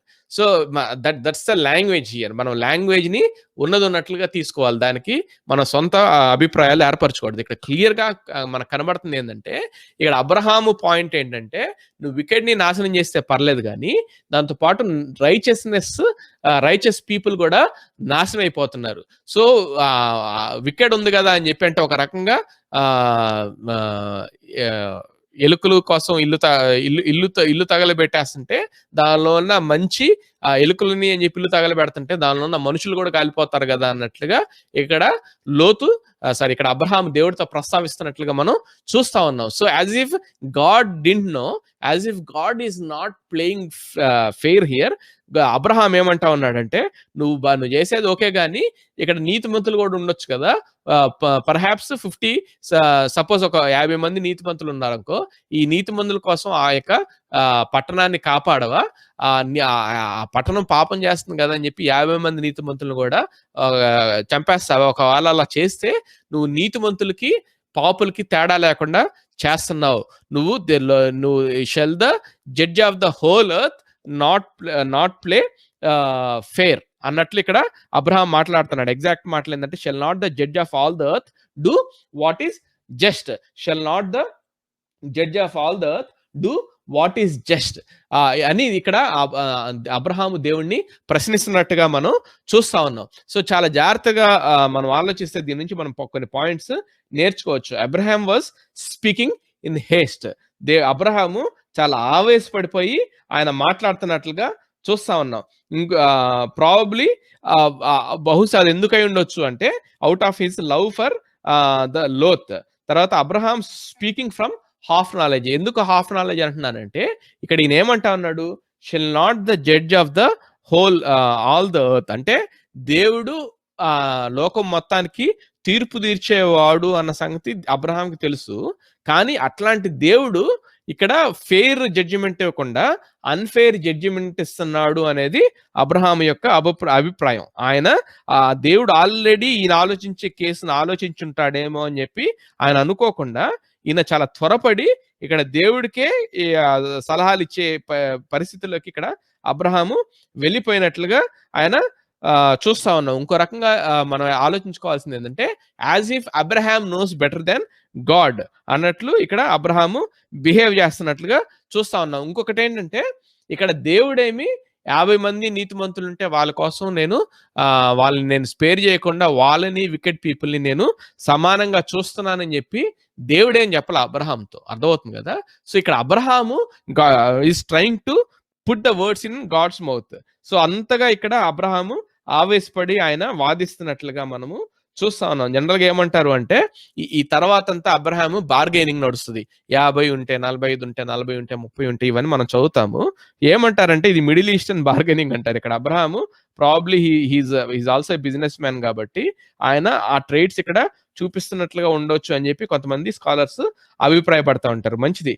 ఈయన ఏమంటా ఉన్నాడు, పొరపాటున ఆయన ఆర్గ్యుమెంట్ ని చెప్పడం కోసం ఆయన ఏమన్నాడంటే, సపోజ్ ఒక 50 మంది నీతిమంతులు ఉన్నారు, వాళ్ళ కోసం నువ్వు చంపకుండా, నువ్వు ఈ పట్టణాన్ని నాశనం చేయకుండా ఉండొచ్చు కదా, నువ్వు అన్యాయం చేస్తున్నావన్న లాంగ్వేజ్ని ఇక్కడ అబ్రహాము మాట్లాడినట్లుగా మనం చూస్తా ఉన్నాం. గమనించండి, జడ్జిమెంట్ ఎప్పుడు కూడా మనకి సంబంధం లేకుండా ఒక దొంగకో, ఒక వ్యభిచారికో, ఒక రేపిస్ట్కో వెళ్ళింది అనుకోండి, ప్రతి ఒక్కడు ఏం మాట్లాడతాడంటే వావ్ ఆడికి అది జరగాలి అని చెప్పి మాట్లాడతాడు.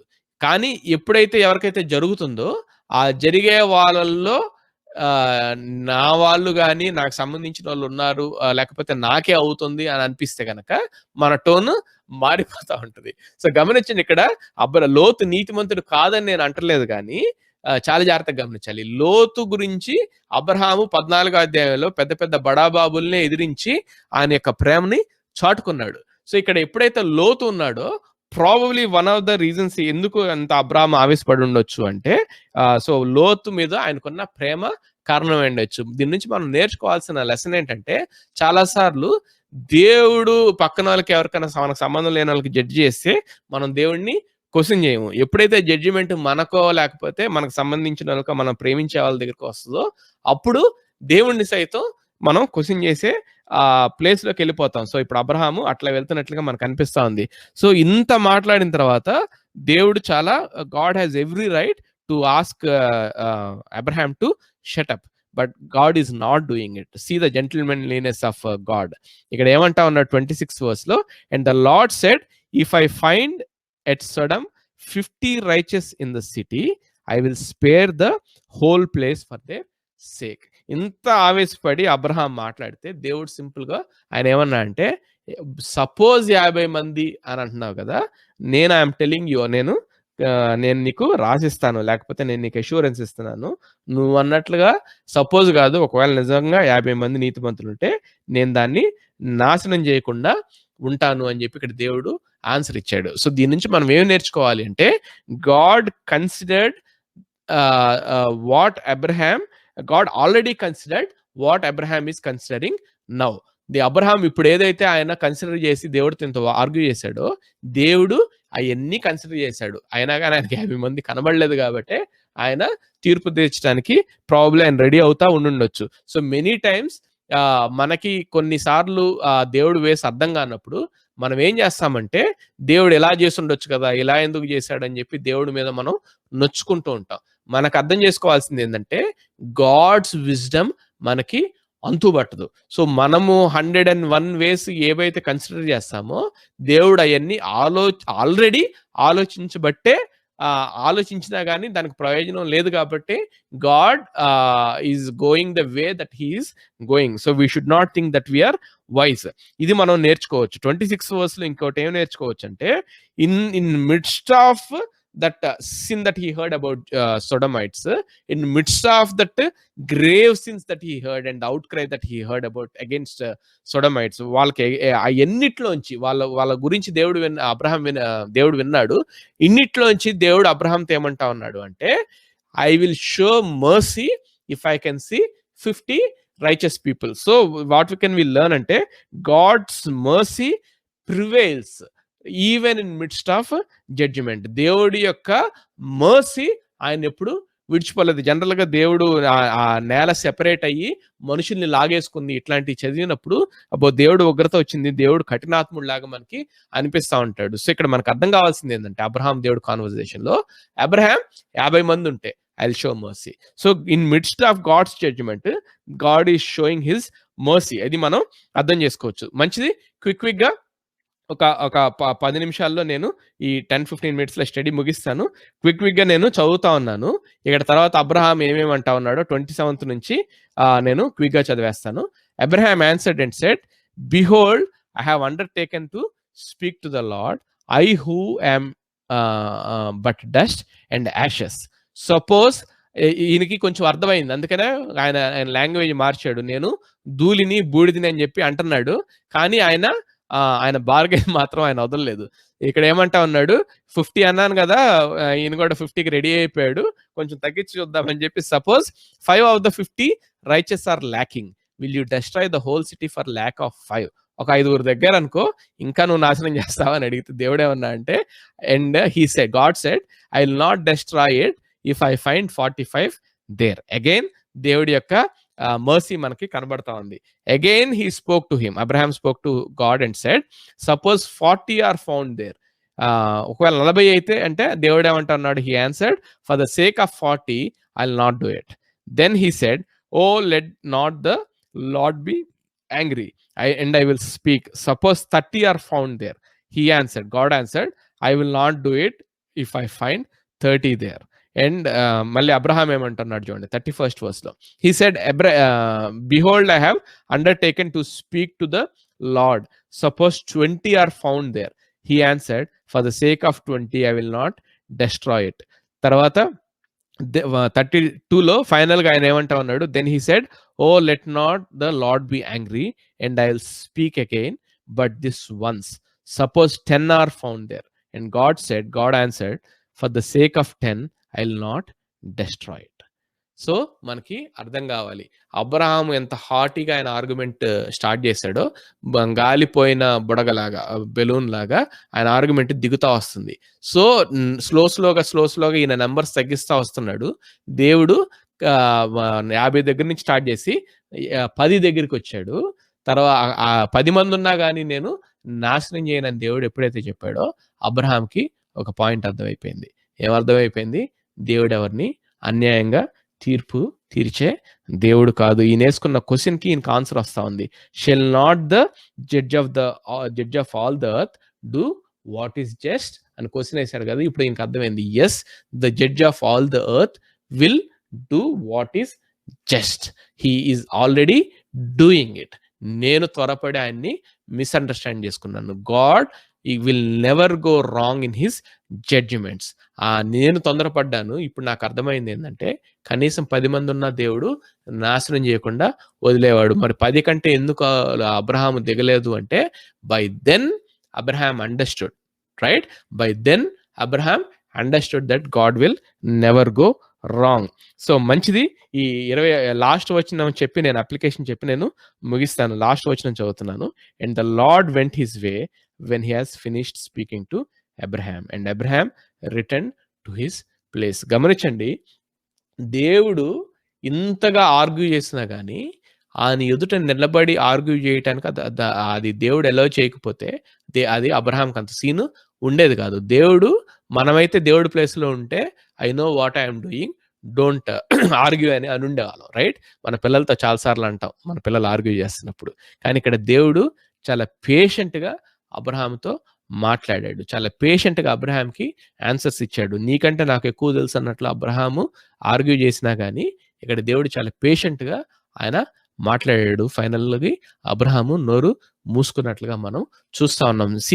This is what has happened with Job వాదించినప్పుడు దేవుడు 32 క్వశ్చన్లు దేవుడిని యోబు వేసినప్పుడు దేవుడు 64 క్వశ్చన్స్ వెనక్కి దిగి వేస్తే అప్పటికి యోబుకి అర్థమైపోద్ది, నువ్వు ఎక్కడున్నావు యోబు నేను ఈ సృష్టిని చేసినప్పుడు.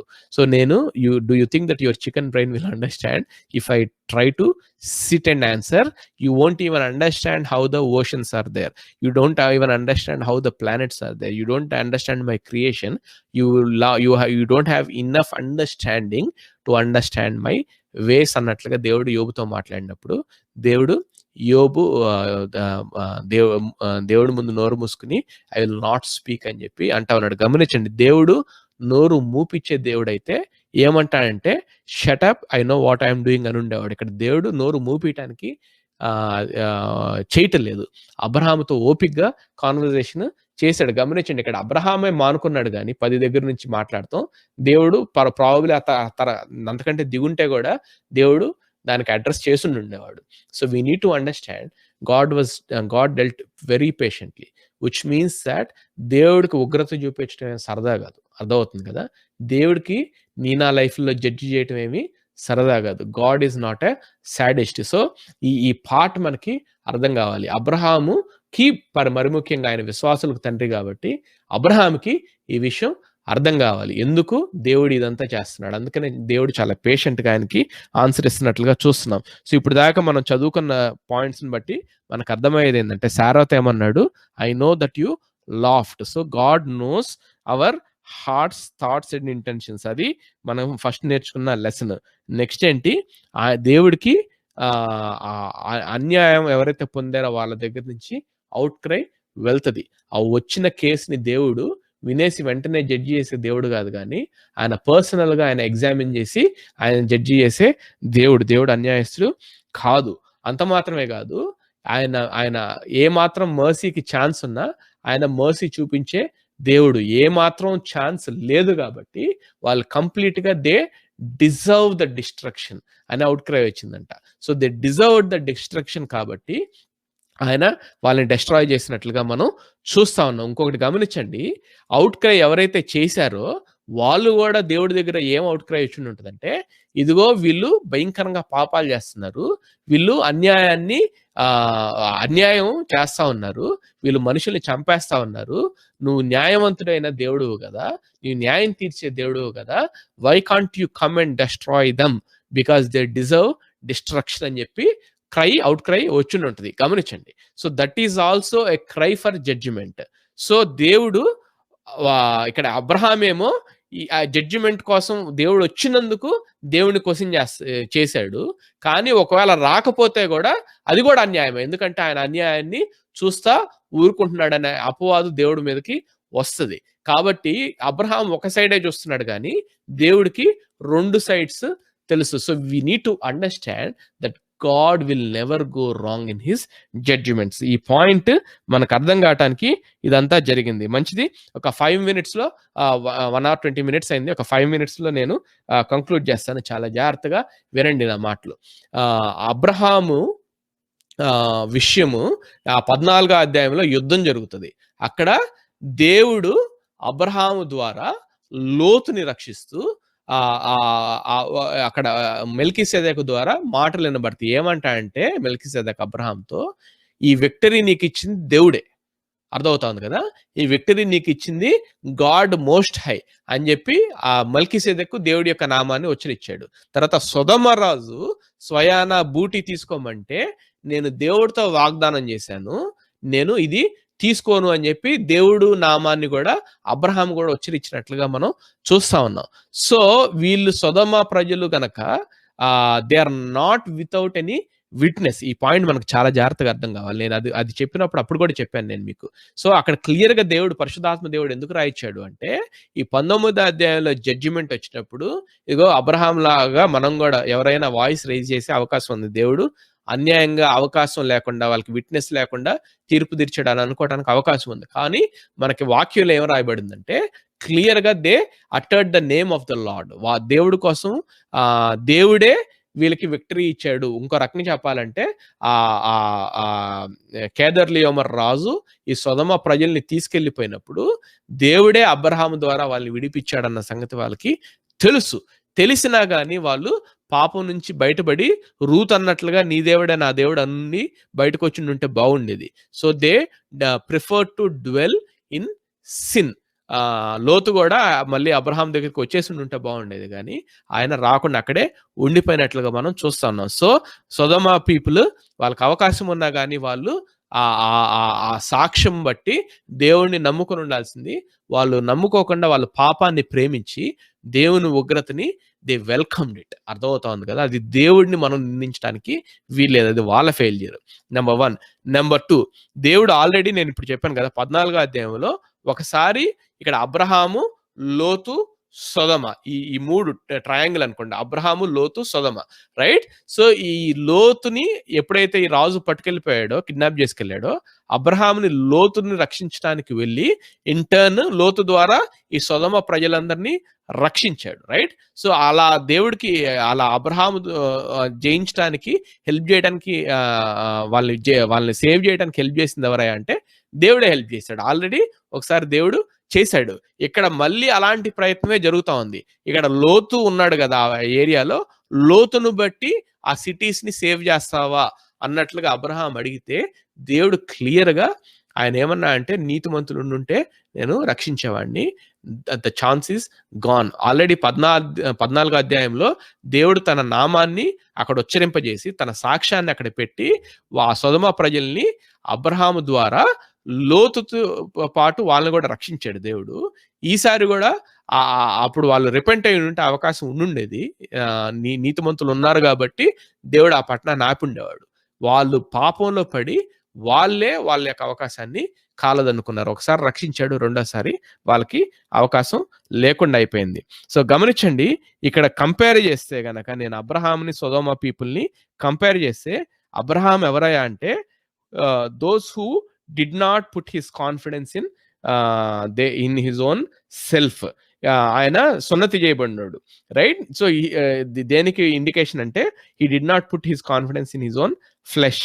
బట్ వీళ్ళెవరంటే దర్ అన్సర్కమ్సైజ్డ్. అది దేనికి సాదృశ్యం అంటే, they put their confidence in their own self, they put they confidence in their own flesh. వాళ్ళు నమ్ముకుని దేవుణ్ణి త్యజించిన ప్రజలు వీళ్ళు. తర్వాత అబ్రహాము దేవుణ్ణి విశ్వసించి, దేవుణ్ణి వాల్యూ చేసి, అబ్రహాము దేవుడికి ట్రీట్ ఇచ్చినట్లుగా, లేకపోతే దేవుడితో పాటు ఏంజల్స్ ని ఆయన హాస్పిటాలిటీ ఇచ్చినట్లుగా అబ్రహాం విషయంలో చూస్తున్నాం. సొదొమ ప్రజలు ఏం చేశారంటే, అదే ఏంజల్స్ తో పడుకోవటానికి బయటకు తీసుకురమ్మని లోతుని అడుగుతారు. సో అబ్రహాము దేవుడి ఎదుట అబ్రహాం పొజిషన్ ఎట్లా ఉంది అంటే, at least he is interceding for Sodom people. కానీ సొదొమ ప్రజల యొక్క పొజిషన్ ఎట్లా ఉంది దేవుడి ముందంటే, they are welcoming, they are attracting God's wrath. So Abraham ఒక రకంగా దేవుడి చేత దీవించబడ్డాడు.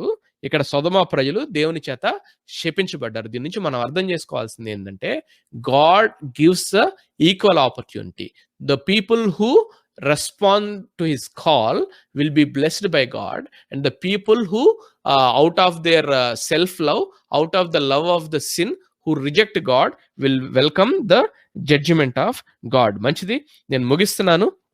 ఒక కపుల్ ఆఫ్ లెసన్స్ ఇక్కడ మనకు అర్థం కావాల్సింది ఏంటంటే, ఇది ఎందుకు మనం స్టడీ చేయాలి, ఎందుకు జడ్జిమెంట్ గురించి మనకు పరిశుద్ధాత్మ దేవుడు రాయించాడు అంటే, మోసెస్ ద్వారా దేవుడు, లేదంటే జాషువా ద్వారా దేవుడు ఆ కానానీయుల మొత్తాన్ని ఆయన క్లీన్ చేపిపోతా ఉన్నాడు.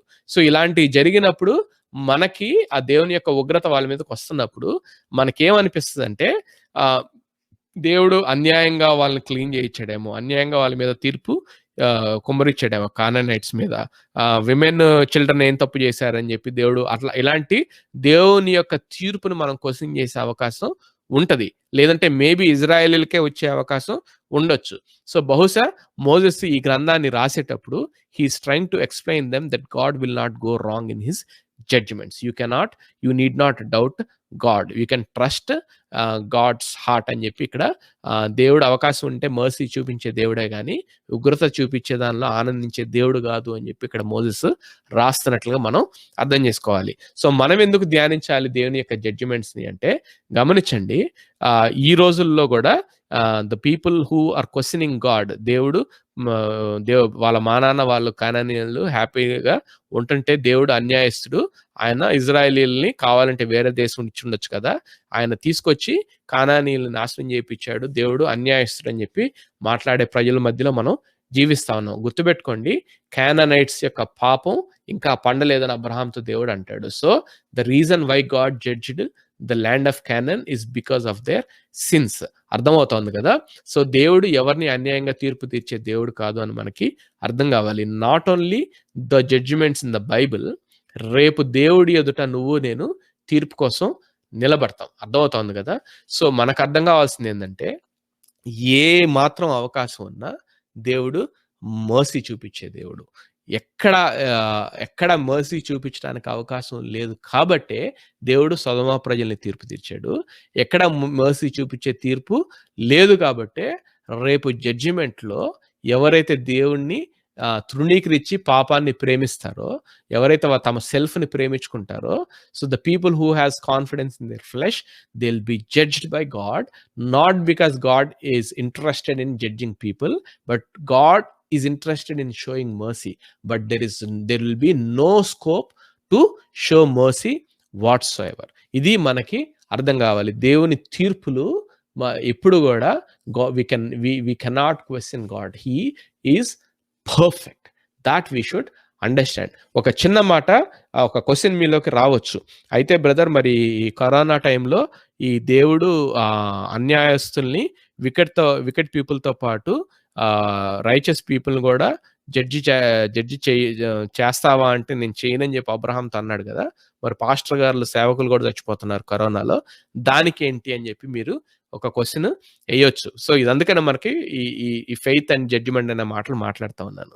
సో ఏంటి అంటే, మనం గుర్తుపెట్టుకోవాల్సింది ఏందంటే, ఇవి ఏవి జడ్జిమెంట్, ఏది జడ్జిమెంట్ కాదో మనకి డిఫరెన్షియేషన్ తెలియాలి. జనరల్‌గా 4 కేటగరీస్ ఉంటాయి. ఒకటేంటంటే న్యాచురల్ కెలామిటీస్ అంటారు. అంటే ఈ తుఫాన్లు, లేకపోతే యాక్సిడెంట్లు, లేకపోతే ఈ తెగుళ్ళు, ఇవన్నీ అంటే అట్‌లీస్ట్ ఇప్పుడు వచ్చే sicknesses, they are not God's judgment. ఇవి న్యాచురల్ కెలామిటీస్. ఇంకో రకంగా చెప్పాలంటే, మనిషి చేసుకున్న పాపం వల్ల సృష్టి నాశనం అయ్యి దానిలోంచి వచ్చేయి కొన్ని మనం అనుకోవచ్చు. అర్థమవుతోంది కదా! So natural calamities God's judgements అనుకోవటానికి వీల్లేదు. యాక్సిడెంట్స్ అయినా, లేకపోతే ఇట్లాంటివి అయితే. అది నంబర్ 1. Number 2 persecution. పర్సిక్యూషన్ అంటే విశ్వాసుల మీదకి వచ్చే శ్రమ. సో ఇది దేవుడే ఎలో చేస్తాడు, కానీ అది జడ్జిమెంట్ ఆఫ్ గాడ్ కాదు. మూడోది ఏంటంటే, దేవుడు కొన్నిసార్లు మనం పొరపాట్లు చేసినప్పుడు God allows us to go to that discipline. అది శిక్షణ అంటారు. సో అది జడ్జిమెంట్ కాదు. అర్థమవుతోంది కదా! న్యాయాధిపతుల్లో వాళ్ళు తప్పు చేసినప్పుడు దేవుడు శత్రువుల చేతికి అప్పగించాడు. అది బుద్ధి చెప్పడానికి. అది జడ్జిమెంట్ కాదు. ఏది జడ్జిమెంట్ అంటే, నోవా టైంలో జరిగింది జడ్జిమెంట్. అది సూపర్ న్యాచురల్‌గా దేవుడు బియాండ్ సూపర్ న్యాచురల్ ఈవెంట్స్‌తో దేవుడు ఉగ్రత తీసుకొచ్చాడు. అర్థమవుతోంది కదా! సో ఇది సొదొమ గొమొర్రా మీదది జడ్జిమెంట్. అర్థమవుతోంది కదా! సో అలానే రేపు మనకు ఫైనల్‌గా వచ్చే తీర్పు, that's going to be judgment. So ఏంటి ఈ 4గిట్లో తేడా అంటే, జడ్జిమెంట్ అంటే దేవుడు కాజ్ చేసేది. మిగిలిన 3 ఏంటంటే దేవుడు ఎలో చేసేది. అంటే ఏంటంటే, న్యాచురల్ కెలామిటీస్ దేవుడు ఎలో చేస్తాడు, కానీ కాజ్ చేయడు. తర్వాత పర్సిక్యూషన్ దేవుడు ఎలో చేస్తాడు, కానీ కాజ్ చేయడు. తర్వాత డిసిప్లిన్ దేవుడు ఎలో చేస్తాడు, కొన్నిసార్లు కాజ్ చేస్తాడు కూడా, కానీ అది ఉగ్రత కాదు. సో ఏది దేవుడు కాజ్ చేస్తాడంటే జడ్జిమెంట్స్. సో దేవుడిని అకౌంటబుల్‌గా నువ్వు చేయాలి అంటే, దేవుడి చేత, అంటే దేవుడు చేసేదాన్ని బట్టి దేవుడిని నువ్వు క్వెషన్ చేయొచ్చేమో గానీ, దేవుడు ఎలో చేసేదాన్ని బట్టి దేవుడిని మనం క్వెషన్ చేయటానికి వీల్లేదు. దాని గురించి మనం ఒక సెపరేట్ సెషన్‌లో మాట్లాడదాం. It's a big topic. కానీ we need to understand that there are different categories. So ఇక్కడ మనం మాట్లాడుకుంటుంది గాడ్స్ జడ్జిమెంట్స్ గురించి. సో దేవుడు ఎప్పుడు కూడా ఆయన అన్యాయంగా తీర్పు తీర్చే దేవుడు కాదు అన్న సంగతి మనం నేర్చుకుందాం. ఒక్కసారి హిస్టరీలో ఆయన తప్పు చేయకపోయినా కానీ దేవుడు God allowed righteous to take suffering, to take wrath of God. అది ఎప్పుడు జరిగిందంటే, కలువరి శిలువలో యేసుక్రీస్తు మీద మాత్రమే జరిగింది. So if there is anybody who was judged, who took the wrath of God without being convicted అంటే, that happened only once. It happened in his own life. Right? అర్థమవుతోంది కదా! సో మన మీద ఉన్న ఉగ్రతను తప్పించడానికి మనం రేపు రాబోయే జడ్జిమెంట్‌ని మనం మిస్ అవ్వి, ఆయన ఒక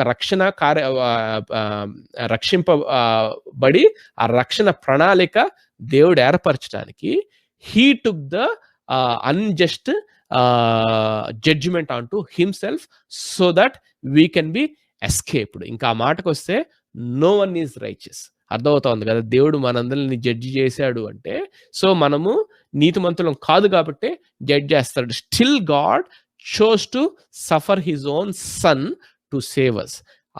ఆ యేసుక్రీస్తుని గనక మనం విస్మరిస్తే రేపు గాడ్స్ జడ్జిమెంట్‌లో మనం నిలబడతాం. ఈరోజు చదువుకున్నాం గదా! So, God never judges anybody out of sadism or out of pleasure. వేరే అవకాశం లేదు. మనంతట మనమే నన్ను కొట్టవా, నన్ను నాశనం చేయవా అన్నట్లు మన పాపాలతో దేవుడి యొక్క ఉగ్రతని వెల్కమ్ చేస్తాం కాబట్టి ఆయనకు ఉగ్రత మన మీదకి వస్తది. God never judges anybody. So, ఇది చెప్తూ నేను ఈ యొక్క ధ్యానాన్ని ముగిస్తున్నాను. 1.5 అవర్ అయింది. ప్రార్థన చేసుకుందాం. ప్రభా, మీకు వందనాలు తండ్రి నాయన. మీరిచ్చిన అవకాశం బట్టి మీకు వందనాలు. Thank you so much oh Father God Lord that you have showed us oh Father God that God will never judge anybody unjustly అన్న సత్యాన్ని ప్రభా ఈరోజు మేము నేర్చుకొని ఉన్నాం ప్రభా. లార్డ్, ఎక్కడ అవకాశం ఉన్నా గానీ మీరు మర్సీ చూపించడానికే చూపించారు ప్రభా. In spite of that judgment వచ్చింది అంటే the problem is never with you. The problem is always with people who welcome that judgment అన్న సంగతిని ప్రభా ఈరోజు మేము నేర్చుకొని ఉన్నాం ప్రభా. ఫెయిత్ అండ్ జడ్జ్‌మెంట్‌లో ప్రభా help lord every one of Father God to understand oh Father God. అవును ప్రభా నాయన, నాయన చార్ల్స్ స్పర్జన్ అన్నట్లు ప్రభా, Lord, God is too good to do injustice. God is too wise to do a mistake. If you don't understand his hand, trust his heart అని చెప్పి ప్రభా తండ్రి నాయన, we are remembering that of Father God. నాయన అవును ప్రభా, you are too wise to make a mistake of Father God. You are too good of Father God to do an injustice of Father God. Lord నాయన, కొన్నిసార్లు we cannot understand your hand of Father God. Help us to understand trust your heart of Father God. Help us to trust your heart of Father God. నాన్న, మీరు మా సృష్టికర్త, మా దేవుడు, మా కోసం ప్రభా మేము నశించిపోకూడదని ప్రభా మీ రక్తాన్ని కార్చారు ప్రభా. మీరు నాయన అన్యాయమైన తీర్పు పొందుకున్నారు ప్రభా, మేం కాదు ప్రభా. కాబట్టి ప్రభా మమ్మల్ని ఇంతగా రక్షించి నాయన మమ్మల్ని ప్రేమించాలనుకునే మీరు మా విషయంలో అన్యాయంగా తీర్పు తీర్చరన్న సంగతి మేము తెలుసుకోవడానికి సహాయం చేయండి. నాయన విశ్వాసంగా మేము ప్రభా నాయన మీ జస్టిస్ని మేము నమ్మాలి ప్రభా తండ్రి. నాయన ఎక్కడ అవకాశం ఉన్నా మీరు మర్సీ చూపించే దేవుడు అని నాయన ఈరోజు మేము నేర్చుకొని ఉన్నాం ప్రభా. కాబట్టి ప్రభా తండ్రి నాయన, దేవా నాయన మా విశ్వాసాన్ని పెంపొందింప చేయమని ప్రార్థన చేస్తున్నాం. మీ వాక్యాల్లోంచి అబ్రహాము ఎలా అయితే తొందరపడి ప్రభా నాయన మిమ్మల్ని మిస్అండర్స్టాండ్ చేసుకున్నాడో, నేను అనేక మందిగా మేము తండ్రి నాయన మా ప్రియులు మా సొంత విషయాల్లో తీర్పు వస్తున్నప్పుడు ప్రభా మిమ్మల్ని మిస్అండర్స్టాండ్ చేసుకుంటున్నాం ప్రభా. కారణం ప్రభా నేను అబ్రహాం ఎలా అయితే నేను తొందరపడ్డాడో, మేము కూడా మీ వాక్యంలో నేను మీరేంటో తెలుసుకోకుండా తొందరపడి మిమ్మల్ని డౌట్ చేస్తున్నామేమో. మమ్మల్ని క్షమించండి ప్రభా, మమ్మల్ని క్షమించండి ప్రభా. నాయన వాక్యంలోంచి నాయన మీరేంటో అర్థం చేసుకుని ప్రభా తండ్రి నాయన మీ హృదయాన్ని అర్థం చేసుకుని ప్రభా. You are the one Lord who rejoices in showing mercy Lord, who is not a sadist అని మేము అర్థం చేసుకుని ప్రభా. నేను help us to understand that you will never go wrong. Help us to understand that the wrong is with us, and help us to Lord make a course correction of Father God. నేను సొదొమకి మీరు chance ఇచ్చారు, నేను వాళ్ళు repent అవ్వలేదు. ఒకసారి రక్షించారు, వాళ్ళు repent అవ్వలేదు ప్రభా. They last they chance of Father God. అలా మేముండి రేపు తీర్పులోకి రాకుండా ప్రభా తండ్రి నాయన మీరు అవకాశం ఇచ్చే కొలది ఈ రోజు మాట్లాడుతుండగా నాయన మీరు కొంతమందికి అవకాశం ఇస్తూ ఉండొచ్చు ప్రభా తండ్రి నాయన. వాళ్ళు మేము పశ్చాత్తాపడి నాయన యెహోవా సమీపంగా ఉండగానే మేము వెతికి ప్రభా మేము రక్షింపబడటానికి ప్రభా ఆ ఉగ్రత నుంచి తప్పింపబడటానికి మా అందరికీ సహాయం చేయమని విన్న వాక్యాన్ని నాయన మా అందరి వినికిడిలో దీవించి మా పర్సనల్ మెడిటేషన్స్లో ఇది మమ్మల్ని బ్లెస్ చేయమని మీరే మహిమ పొందమని యేసు నామమున అడిగి పెట్టుకుంటున్నాం తండ్రి. ఆమేన్. మంచిదండి. Thanks so much for patiently listening. So we are ending the stream here. Next week 19th chapter చదువుకునండి.